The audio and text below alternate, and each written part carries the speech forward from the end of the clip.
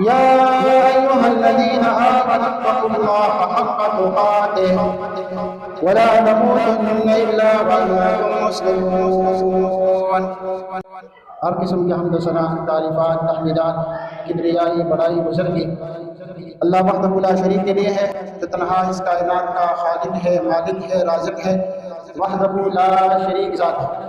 مختصر حمد و ثنا کے بعد دی وقار سامعین اکرام، آج جس موضوع پر مختصر بیان کریں گے وہ موضوع ہے موت اور حسن خاتمہ۔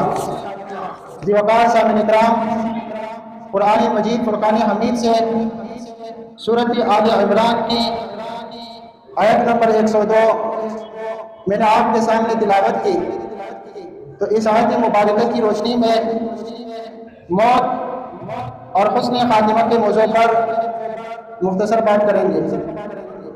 محترم سامعین، موت تو یقینی ہے اور موت سے کوئی بات بھی نہیں سکتا، مگر کچھ موتیں ایسی بھی ہوتی ہیں جنہیں دیکھ کر لوگوں کو رشک آتا ہے، گویا کہ وہ حسن خاتمہ کی مثالیں بن جاتی ہیں۔ جیسا کہ کچھ عرصہ قبل کا واقعہ ہے، 2021 کا واقعہ ہے کہ مولانا عبدالمتین رحمۃ اللہ علیہ ان کی زبان پر قرآن کا کہ موت کا فرشتہ آ گیا۔ فضائل صحابہ کرام اہل بیت کانفرنس سے خطاب کرتے کرتے رخصت ہوئے تھے۔ آج بھی اس کی ویڈیو موجود ہے کہ کس طرح خطاب کے دوران تلاوت کرتے کرتے اللہ کو پیارے ہوئے۔ اس کی موت دیکھ کر بندے عاجز نے کہا تھا کہ صحابہ کی مدحت سعادت کی موت، صداقت کی راہ میں صداقت کی موت۔ مولانا عبدالمتین رخصت ہوئے مگر جاتے جاتے وہ حق کہہ گئے، ہے قابل نازا محبت کی موت، صداقت کی راہ میں صداقت کی موت۔ وہ شان صحابہ بیان کر گئے، حقیقت جہاں پر عیاں کر گئے، ہے باعث رحمت شرافت کی موت، صداقت کی راہ میں صداقت کی موت۔ دفاع صحابہ میں قربان ہوئے، وہ یاران آقا کے مہمان ہوئے، مبارک مبارک سعادت کی موت، صداقت کی راہ میں صداقت کی موت۔ وہ ہر آنکھ نم غمزدہ کر گئے، وزیر محترم غمزدہ کر گئے، وفاؤں کے محور فصاحت کی موت، صداقت کی راہ میں صداقت کی موت۔ وہ رحمانی اہل حدیث کا جگر، وہ مولانا عبدالمتین ذی قدر، صدا یاد رکھیں گے عظمت کی موت، صداقت کی راہ میں صداقت کی موت۔ پیارے بھائیوں، حسن خاتمہ ایسے ہی نصیب نہیں ہوتی، یہ خوش نصیبوں کو ملتی ہے اور اس کے بھی اسباب ہوتے ہیں۔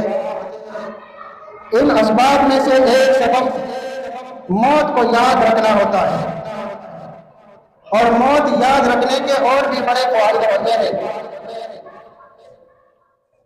انسان کے دل میں کینہ ہو، بغض ہو، نفرت ہو، حسد ہو، منفیت ہو، ان سب کا خاتمہ چاہتا ہے تو وہ اپنی موت یاد رکھے۔ جیسا کہ خوشحال رحمۃ اللہ علیہ کہتے ہیں، بے جہان غصی کنے وارہ کر شاہلا کسڑے پا وقت قہر مر پزڑکا۔ غصے کے وقت، نفرت کے وقت، جھگڑے کے وقت اگر انسان اپنی موت کو یاد رکھے تو اس کا کینہ، بغض، حسد، نفرت یہ سب ختم ہو جاتا ہے۔ ذی وقار سامعین اکرام، صحیح ترمذی میں حدیث رسول ہے، عن ابی ہریرہ رضی اللہ عنہ قال قال رسول اللہ صلی اللہ علیہ وسلم اکثروا ذکر حادم اللذات الموت۔ قال ابو عیسیٰ ھذا حدیث حسن صحیح غریب۔ اس حدیث کی کئی سندیں ہیں، حسن سند بھی ہیں، صحیح سند بھی ہیں، اس حدیث میں ہمارے اور آپ کے پیارے پیغمبر محمد الرسول اللہ صلی اللہ علیہ وسلم فرماتے ہیں موت کو زیادہ سے زیادہ یاد کیا کرو، موت کو زیادہ سے زیادہ یاد کیا کرو۔ کس کا حکم ہے؟ ہمارے اور آپ کے پیارے پیغمبر محمد رسول اللہ صلی اللہ علیہ وسلم کا حکم ہے، کیونکہ یہ لذتوں کو ڈال دینے والی چیز ہے۔ یعنی موت یاد رکھنا اس اعتبار سے بہت زیادہ مفید ہے، یہ اصل میں منفی برخواہش سوچوں کو ختم کرنے والی ہے اور مبنی پر حقیقت سوچیں پیدا کرنے والی ہے۔ وقار سامعین کرام، موت کی حیثیت کسی عورت یا مرد کے لیے سب سے بڑے معلم کی ہے، سب سے بڑا معلم، سب سے بڑا استاد، سب سے بڑا شیخ جو آپ کو نصیحت کرے اور آپ اس نصیحت سے ڈر جائے، آپ کی اصلاح ہو جائے، تو وہ موت ہے۔ موت کا تصور آدمی کے اندر حقیقی انقلاب پیدا کر دینے والا ہے۔ وہ عبد الرحمن بابا نے کہا تھا ہر زندہ چھے دمردہ و قبر ورشی دمرہ بس دے نصیحت پدی دنیا۔ ایک انسان کے لیے، ایک روح کے لیے، چلتے پھرتے انسان کے لیے، کھاتے پیتے انسان کے لیے اتنی ہی نصیحت کافی ہے کہ وہ کسی قبر کے پاس سے گزرے۔ نصیحت چاہتے ہو، اپنی اصلاح چاہتے ہو تو موت کو یاد رکھو۔ ذمہ سامعین اکرام، موت یاد رکھنے کے چند خاص فوائد یہ ہیں۔ نمبر 1، اس سے فضول سوچیں، فضول عادتیں، بہت سارے لوگ اپنی کسی فضول عادت سے بہت پریشان رہتے ہیں، تو اس کے فوائد میں سے پہلا فائدہ یہ ہے کہ فضول سوچیں، فضول عادتیں انسان سے ختم ہو جاتے ہیں۔ اور نمبر 2، اس سے انسان کو توبہ کی توفیق ملتی ہے، اور توبہ کی توفیق واقعی بڑی سعادت کی بات ہے۔ اور نمبر 3، اس سے عبادت میں شوق پیدا ہوتا ہے۔ نماز میں خشوع چاہتے ہو، عبادت شوق سے کرنا چاہتے ہو تو موت یاد رکھو، موت کو بھولنا نہیں ہے۔ نمبر 4، موت یاد رکھنے سے انسان کو قناعت کی توفیق ملتی ہے۔ نمبر 5، موت یاد رکھنے کا یہ فائدہ ہوتا ہے کہ انسان دلیر بن جاتا ہے، بہادر بن جاتا ہے، دشمن کا پھر مقابلہ کرتا ہے۔ جب آپ تسلیم کر لیتے ہیں کہ موت یقینی ہے اور وقت مقررہ پر ہے، تو اس سے انسان کے اندر جو بے جا خوف ہوتا ہے، بے جا ڈر، یہ خوف اور ڈر انسان کے بہت بڑے دشمن ہیں۔ دشمن آپ کا مقابلہ کرتے آپ ڈر جاتے ہیں، دشمن کو موقع مل جاتا ہے وہ آپ کو قتل کر لیتا ہے۔ لیکن جب آپ موت بھولتے نہیں ہیں کہ موت تو ایک دن یقینی آئے گی اور موت سے کوئی بھاگ نہیں سکتا، اور آپ کا عقیدہ بن جاتا ہے کہ موت تو وقت مقررہ پر آئے گی، تو آپ کا جو بے جا خوف ہے، ڈر ہے، سوچیں ہیں، وسوسے ہیں، گھبراہٹ ہے، یہ سب ختم ہو جاتا ہے اور آپ نڈر انسان، بہادر انسان بن جاتے ہیں۔ آپ تو لڑائی نہیں چاہتے، جنگ نہیں چاہتے، دشمن نے آ کر حملہ کر دیا، مسلمانوں کے گھر جلا رہے ہیں، مسلمانوں کو شہید کر رہے ہیں، اور آپ موت سے ڈر رہے ہیں، تو آپ کیا مقابلہ کر سکتے ہیں؟ لیکن اگر آپ کا یہ عقیدہ ہے کہ موت تو وقتی مقررہ پر آئے گی، تو لہٰذا آپ پھر دلیر بن جاتے ہیں، کیونکہ بندہ سوچتا ہے کہ زیادہ سے زیادہ کیا ہوگا، مر جائیں گے اور موت سے کوئی بات بھی نہیں سکتا، اور موت تو وقتی مقررہ پر ہے، تو انسان کا خوف اس سے ختم ہو جاتا ہے۔ اور یقین جائیے کہ خوف، بے-جا ڈر انسان کے اچھے مستقبل کے دشمن ہے۔ ڈرپوک انسان زندگی میں آگے نہیں بڑھ سکتا۔ پھر نمبر 6 پہ یہ بھی ہے کہ موت یاد رکھنے سے انسان کو ایک خوبصورت موت مل جاتی ہے جو ہر ایک کے نصیب میں نہیں ہے۔ موت یاد رکھنے سے انسان کو کیا ملتا ہے؟ ایک خوبصورت موت ملتی ہے، جو خوبصورت موت ہر ایک کی نصیب میں نہیں ہے۔ پیارے بھائیوں، مومن کی ساری زندگی کا مقصد ہی کیا ہوتا ہے کہ حسن خاتمہ نصیب ہو جائے، خاتمہ بالخیر مل جائے، آخرت کی زندگی بن جائے۔ پیارے بھائیوں، ایک روایت ہے سندن ضعیف مگر مانن صحیح، جس میں آیا ہے کہ ہمارے اور آپ کے پیارے پیغمبر محمد الرسول اللہ صلی اللہ علیہ وسلم نے فرمایا ہے کفا بالموت واعظا، واعظ و نصیحت کے لیے موت ہی کافی ہے۔ اور صحیح ابن حبان میں حدیث ہے، سیدہ عائشہ ام المؤمنین رضی اللہ عنہ فرماتی ہے کہ اللہ تعالیٰ کے رسول صلی اللہ علیہ وسلم نے فرمایا ہے انما الاعمال بالخواتیم، اعمال کا دار و مدار خاتمہ پر ہے۔ تو پیارے بھائیوں، جس طرح اعمال کا دار و مدار خاتمہ پر ہے، اسی طرح زندگی کا دار و مدار بھی حسن خاتمے پر ہے۔ یہ وقار سامعین اکرام، جیسا کہ مثالوں سے بات خوب واضح ہو جاتی ہے تو چند مثالوں سے یہ بات سمجھیے۔ مثال کے طور پر ایک صاحب کا روزہ تھا، اب اذان مغرب کو صرف 10 منٹ باقی تھے اور اس سے کوئی ایسا کام ہوا کہ روزہ اس کا ٹوٹ گیا، تو سارے دن کی محنت ضائع ہوئی۔ اسے بھوک پیاس برداشت کرنے کا کوئی ثواب نہیں ملے گا کیونکہ اس کا روزہ مکمل نہیں ہوا ہے۔ اس کا روزہ تب مکمل ہوتا جب وہ آخر تک روزہ برقرار رکھتے، مگر اس نے کیا کیا؟ اس نے آخر میں جا کر اسے مکمل ہونے سے پہلے توڑ دیا۔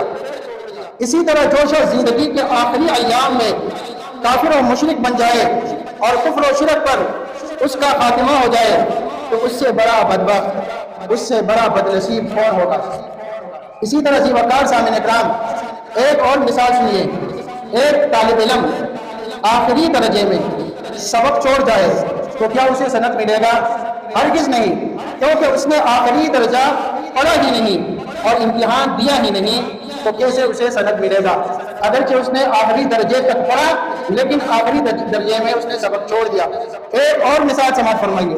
مثال کے طور پر ایک شخص سارا دن محنت کرے، ہل چلائے، زمین کو بالکل نرم کرے، بیج کے لیے تخم کے لیے بالکل سازگار بنائے، لیکن اس میں تخم نہ ڈالے، بیج ڈالنا ہی بھول جائے، جس کام کے لیے اس نے اتنی محنت کی وہ کام ہی بھول جائے، تو اس کی اس محنت کا کیا فائدہ؟ ہم سے کیا فائدہ ملے گا؟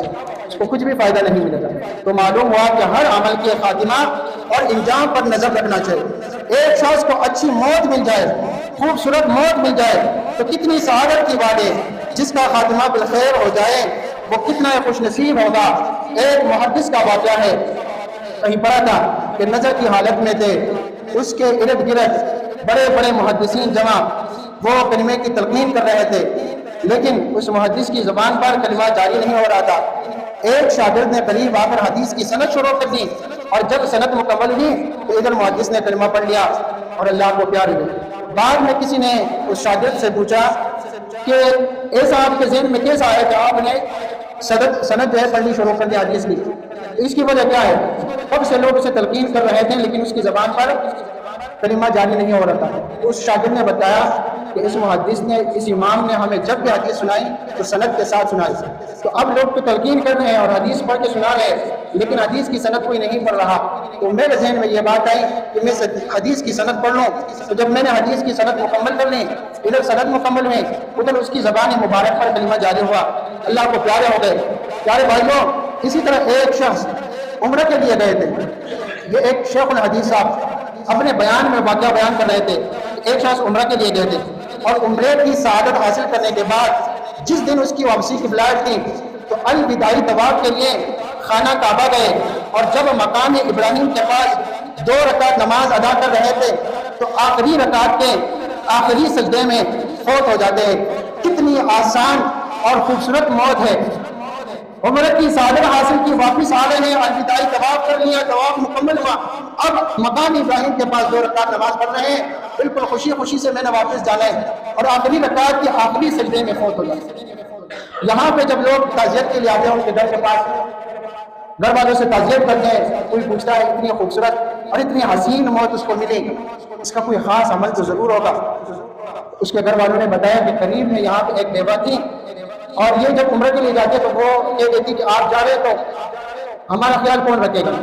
اس وجہ سے یہ عمرہ پہ نہیں جاتے تھے، اور ان کے کھانے پینے کا اور سب کا خیال وہ رکھتے تھے، اور وہ یہ کہتے تھے کہ آپ نے جو ہے میرے مر جانے سے پہلے کہیں سفر پہ نہیں جانا، مجھے کفن دفن کر کے آپ نے پھر آپ آزاد۔ اور اس کو جو دعا دیتے تھے وہ یہ دعا دیتے تھے کہ اللہ تعالیٰ آپ کا حسن خاتمہ فرمائے، آپ کو اچھی موت نصیب فرمائے۔ تو ہمیں یہ یقین ہے کہ اس بری اماں کی دعائیں ہیں جو قبول ہوئی ہیں، اور اس طرح خوبصورت موت اس کو مل گئی۔ اسی طرح اسی مسجد میں ایک بابا جی نماز فجر میں، اسی مسجد میں جامع مسجد اسماء عمید عزت کالنی گلی نمبر 34 فجر کی نماز میں آخری رکعت کے آخری سجدے میں فوت ہو گئی۔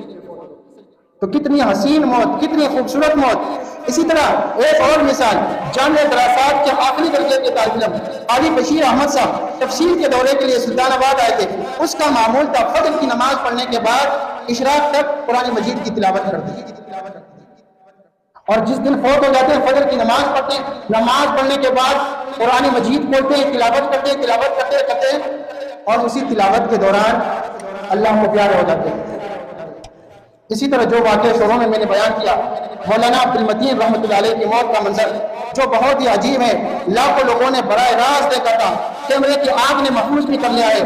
تو ان سب واقعات سے سنانے کا مطلب یہ ہے کہ ہم بھی اپنی اسلام کی کوشش کریں، اور جو ہمیں سب سے عظیم چیز اس دنیا میں چاہیے وہ خوبصورت موت ہے، ایک حسین موت ہے، ایک خاتمہ بالخیر ہے جو ہمیں نصیب ہو جائے۔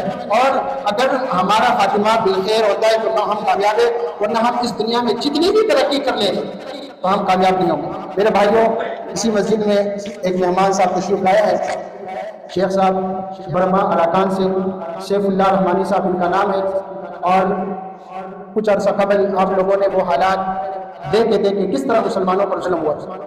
برما اراکان کے حالات آپ دیکھ چکے ہیں کہ کس طرح مسلمانوں کو شہید کرتے تھے اور پھر ان کی لاشوں کو جلاتے تھے، اور کبھی زندہ مسلمانوں کو جلایا کرتے تھے، آپ سب نے دیکھا ہے، یاد آ رہا ہے۔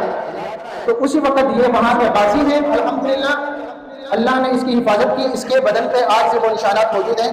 برما اراکان کے ہیں، سیف اللہ رحمانی ان کا نام ہے، جامعہ ابی بکر سے پڑھا ہے الحمدللہ۔ تو یہ وہاں کے جو ہے وہاں سے آئے ہیں، ان کا جو مطالبہ ہے انشاءاللہ نماز کے بعد وہ آپ سے بیان کریں گے، آپ نے ان کا مطالبہ ضرور سننا ہے، ٹھیک ہے میرا بھائی؟ وآخر دعوانا الحمدللہ۔